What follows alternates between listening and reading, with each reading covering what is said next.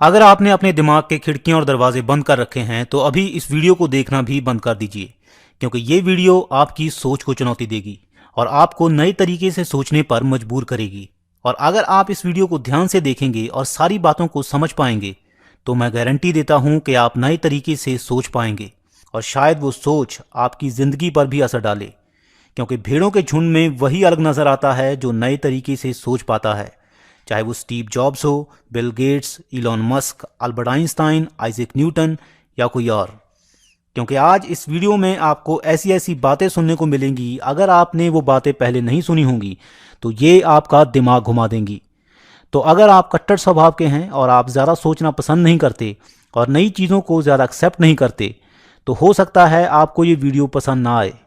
तो अगर आपने अपने दिमाग को इस तरह से बंद कर रखा है कि आप अंदर हवा को भी नहीं आने देते तो इस वीडियो को देखकर अपना टाइम वेस्ट मत कीजिएगा, क्योंकि अगर आपने अपने दिमाग को बाहरी दुनिया से इतनी अच्छी तरह से बचा कर रखा हुआ है तो थोड़ा सा अपना टाइम भी बचा लीजिएगा। और जो इस चैनल के सब्सक्राइबर हैं, जो इस चैनल पर और ज़्यादा वीडियोस देखना चाहते हैं, उनसे मैं माफ़ी चाहता हूं, क्योंकि मैं फुल टाइम यूट्यूबर नहीं हूं, मैं ये फ्री टाइम में करता हूं और ये चैनल इतना बड़ा भी नहीं है कि मैं इसे फुल टाइम करने लगूं।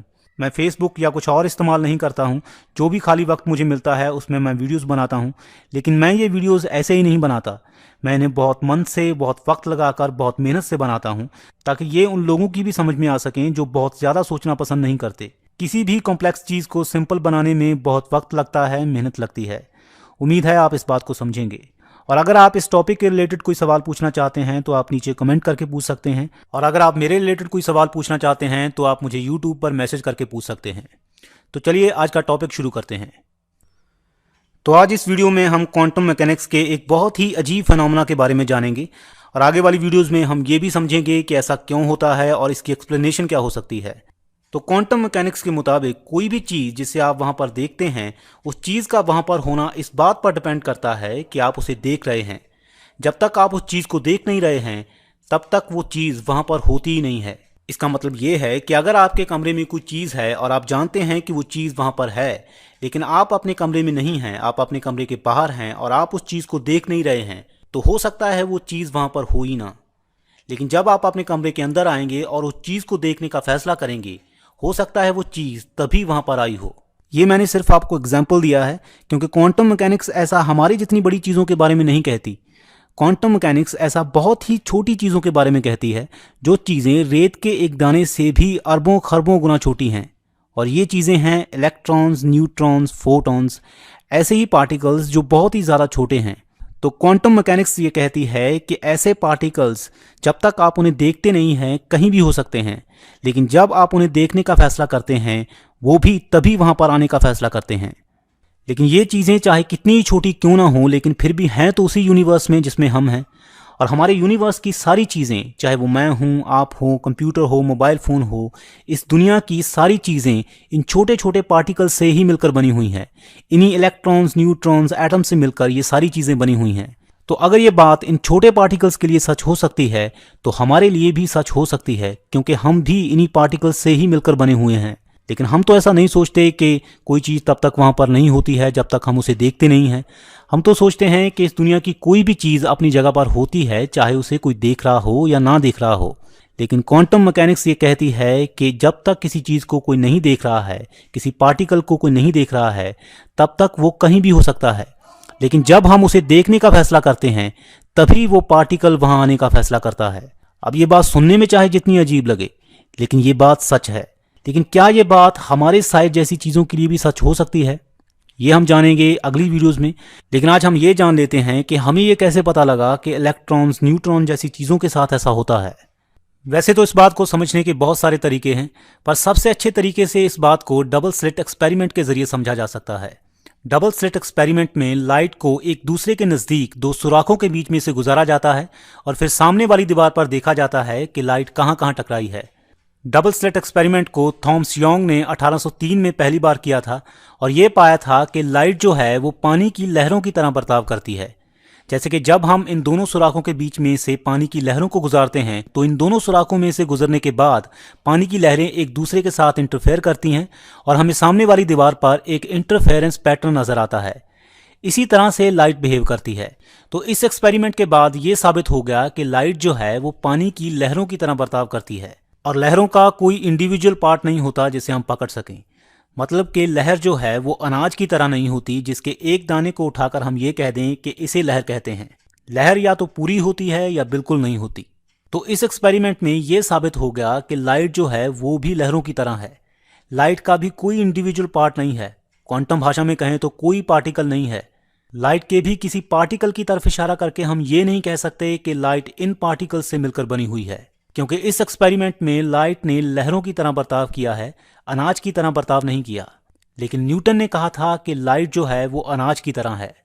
लाइट के भी अपने इंडिविजुअल पार्ट्स होते हैं। लाइट भी एक एक पार्ट से मिलकर बनती है, जैसे अनाज का ढेर अनाज के दानों से मिलकर बनता है। तो क्या होता अगर इस एक्सपेरिमेंट में लाइट ने अनाज की तरह बर्ताव किया होता? तो अगर लाइट ने इस एक्सपेरिमेंट में अनाज की तरह बिहेव किया होता तो जो लाइट इन सुराखों में से निकलती वही लाइट सामने दीवार पर नजर आती, और दीवार पर लाइट के सिर्फ 2 निशान नजर आते, क्योंकि लहरों के अलावा अगर किसी भी चीज को हम बहुत सारी मात्रा में किन्हीं 2 सुराखों की ओर फेंकेंगे तो उस चीज की कुछ मात्रा तो उन सुराखों में से गुजर जाएगी और कुछ मात्रा उस सुराखों में से नहीं गुजरेगी। तो जो चीजें उन सुराखों में से गुजरेंगी वो ठीक उन सुराखों के सामने दीवार पर टकराएंगी और दीवार पर ठीक उन सुराखों के सामने 2 निशान नजर आएंगे। पर अगर लहरों को इन्हीं सुराखों में से गुजारा जाए तो सामने दीवार पर 2 नहीं बल्कि कई निशान बनेंगे।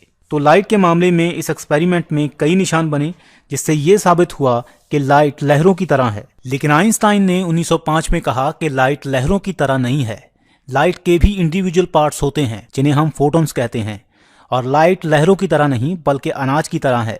जैसे अनाज का एक एक दाना मिलकर अनाज का ढेर बनाता है, वैसे ही एक एक फोटोन से मिलकर लाइट बनती है।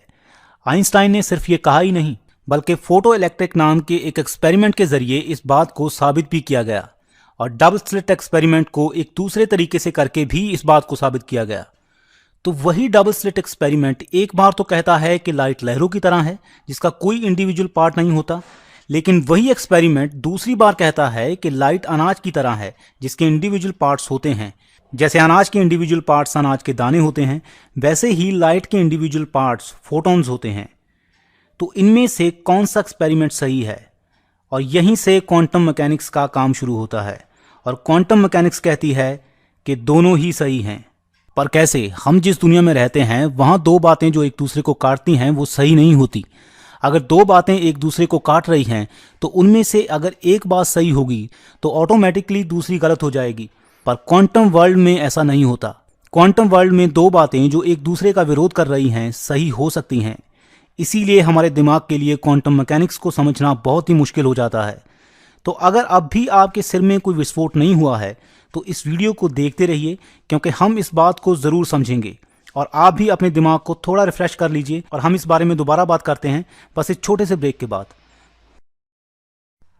हाँ, तो हम बात कर रहे थे डबल स्लिट एक्सपेरिमेंट के बारे में कि कैसे ये एक्सपेरिमेंट एक बार तो कहता है कि लाइट लहरों की तरह है जिसका कोई इंडिविजुअल पार्ट नहीं होता जिसे हम पकड़ सकें या जिन्हें हम गिन सकें, और दूसरी बार यही एक्सपेरिमेंट कहता है कि लाइट अनाज की तरह दानेदार है जिसके इंडिविजुअल पार्ट्स होते हैं जिसे हम फोटॉन्स कहते हैं, और इन फोटॉन्स को हम गिन भी सकते हैं, और इनकी तरफ इशारा करके हम कह भी सकते हैं कि लाइट इन फोटॉन्स से मिलकर बनी हुई है। और एक दूसरे के उलट ये दोनों ही बातें सच हैं। तो अब हम जानेंगे कि ये डबल स्लिट एक्सपेरिमेंट पहली बार कैसे किया गया और दूसरी बार कैसे किया गया। तो पहली बार ये एक्सपेरिमेंट जब इसने लाइट को पानी की लहरों की तरह होने को बताया, तब सिंपली लाइट को इन 2 सुराखों में से गुजारा गया और सामने दीवार पर बने लाइट के पैटर्न को देखा गया जो कि बिल्कुल पानी की लहरों की तरह ही बना हुआ था। पर जब दूसरे एक्सपेरिमेंट में दूसरी बार लाइट को इन 2 सुराखों में से गुजारा गया, तब लाइट के पार्टिकल्स को मतलब के फोटॉन्स को देखा गया जब वो इन दोनों सुराखों में से गुजर रहे थे। तो इन सुराखों से पहले कुछ सेंसर्स लगाए गए जो फोटॉन्स को उन सुराखों में से गुजरने से पहले देख लेते थे या डिटेक्ट कर लेते थे। तो जब भी कोई फोटॉन उस सुराख में से गुजरता तब उसे देखा जाता कि वो किस सुराख में से गुजर रहा है। तो क्योंकि फोटॉन्स को देख लिया गया तो उन्होंने बिल्कुल वैसे ही बिहेव किया जैसे कोई भी चीज जिसे हम देख सकते हैं वो करेगी। लेकिन पहले एक्सपेरिमेंट में तो फोटॉन्स थे ही नहीं जब लाइट ने लहरों की तरह बिहेव किया था, क्योंकि लहरों के कोई इंडिविजुअल पार्ट्स नहीं होते। इसीलिए पहले एक्सपेरिमेंट में यह साबित हुआ था कि लाइट के भी कोई इंडिविजुअल पार्ट्स नहीं हैं, यानी कि कोई फोटॉन्स नहीं हैं। लेकिन जब दूसरे एक्सपेरिमेंट में हमने फोटॉन्स को देखने का फैसला किया, फोटॉन्स ने भी तभी वहां पर आने का फैसला किया जहां हम उन्हें देखना चाहते थे, और ठीक वैसे ही बर्ताव किया जैसे बर्ताव करते हुए हम उन्हें देखना चाहते थे। इसलिए फोटॉन्स उन दोनों सुराखों में से गुजरे, सामने दीवार पर टकराए और सामने दीवार पर ठीक वैसे ही निशान बने जैसे कि वो लहरों के अलावा किसी और चीज के टकराने पर बनते। और इस एक्सपेरिमेंट ने साबित किया कि लाइट के इंडिविजुअल पार्ट्स होते हैं जिसे हम फोटॉन्स कहते हैं, और लाइट दानेदार अनाज की तरह है, ना कि स्मूथ लहरों की तरह। पर इस एक्सपेरिमेंट का रिजल्ट हमारे देखने से बदला। तो हमारे देखने भर से ही फोटॉन्स ने वहां होने का फैसला किया जहां हमें लगता था कि वो होंगे। तो क्वांटम मैकेनिक्स की ये बात बिल्कुल सच साबित हुई कि जब तक आप किसी चीज को देखते नहीं हैं तब तक वो चीज वहां पर होती ही नहीं है।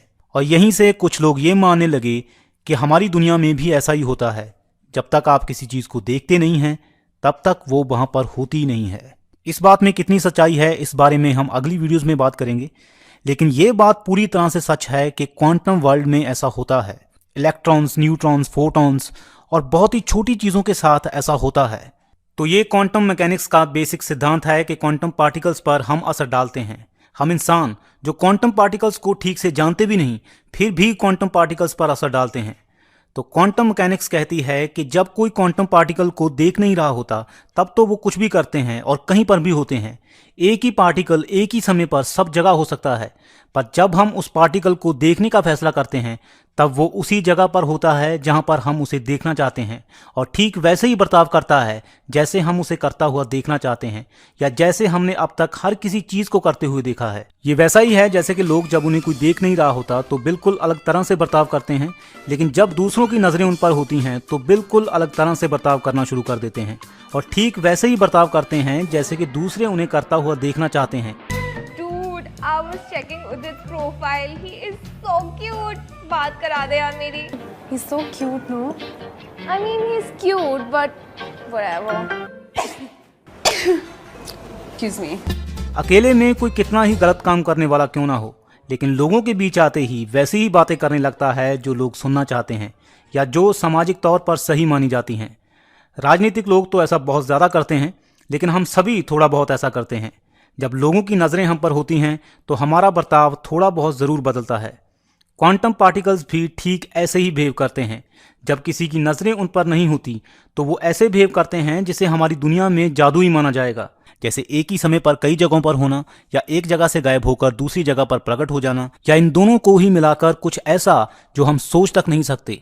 इसीलिए जब डबल स्लिट एक्सपेरिमेंट फोटॉन्स को बिना देखे पहली बार किया गया तो लाइट ने लहरों की तरह बर्ताव किया, और लाइट के पार्टिकल्स जिन्हें हम फोटॉन्स कहते हैं लहरों की तरह तभी बन सकते हैं जब एक ही फोटॉन हर तरफ फैलकर एक लहर की तरह बन जाए और दोनों ही सुराखों में से एक ही समय पर गुजरे।